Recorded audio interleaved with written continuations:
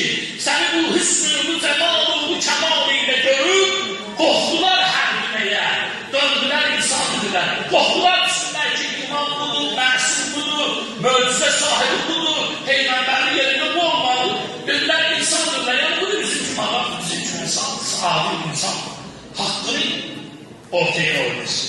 Bax, bu rəfdə nəzərlər. İndiki vaxtlarda mən başqa bir məsələlər üstü çatdırmaq istəyirdim, düzdür. Mənim fikirləşimdə yaxşı bir adam var. Burada biraz keçəndən sonra kimin sözünü söhbət edəcək? Allah ki, mənə intimam, mənə məsəsin, əzir intimam. Mənə zəng edib, mənimlə danışanda, məni dəvət edir. Sənin bilirlər, nə var alsın bilirsən? Məni dəvət edir, təşkil üçün, mən ən əziz adam. Bir dənə söz dedim mənə. Bizim Neşibin şəkili lazımdır, səndə var. Bundan Neşibin şəkili məndə yoxdur. İnanın mən. Dedim, mən şeyin Neşibin şəkili yoxdur. Asayım, nasıl Neşibin şəkili yoxdur? Nə olar şəkili yoxdur desin? Dedim, məndə yoxdur. Mən görürüm, intikam belə mənimlə danışsın, saxlamışam olsam. Mən Neşibin təmiz danışıram. Hiç ederim ki, inciyim mən. Neyden inanmam mənə? Diyelim, ben ayətçiyim. Doyacaq səhnəyə bir saat, sonra gəlmişdir ki, neytərcək. Gördüm ki, bu deməkdən belə sütü. Belə bir mən şəkil vermək istəmirdim. Ayıncıqam. Mən sənə yolunu başını verəm. Sən ki, bu işləri görürsən. Nesini şəkildir. Və la təqulu limən yuxtarı ki, səbilillah ənbatun mən.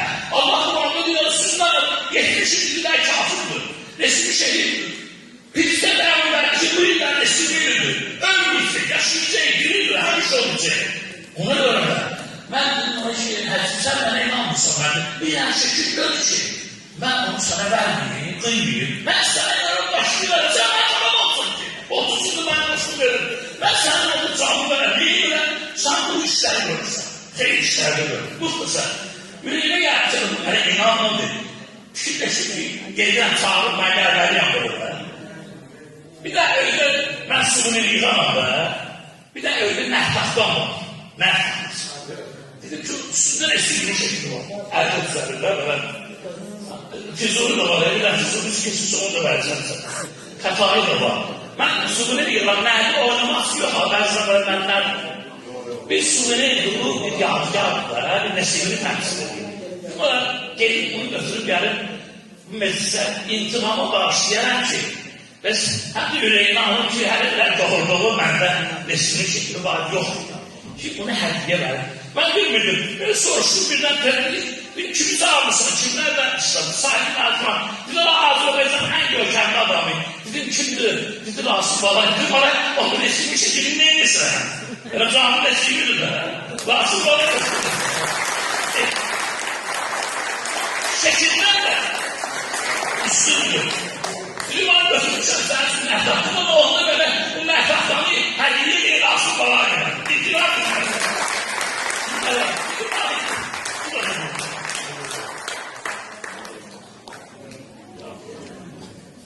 Bu da her işimdir. Siz bilirsiniz ki maşallah her şey 40 yıl oturup fasilesi söylenese onun seyrini sözünden boyma oldu.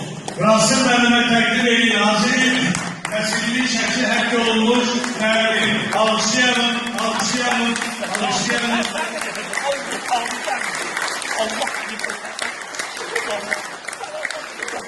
Allah bize sağlık versin. Her şeyine çok sevimli görüşler çıkarmalıyız. Rasim Baba evine. Müsaadenizle ben kardeşim bizim sevimlimiz.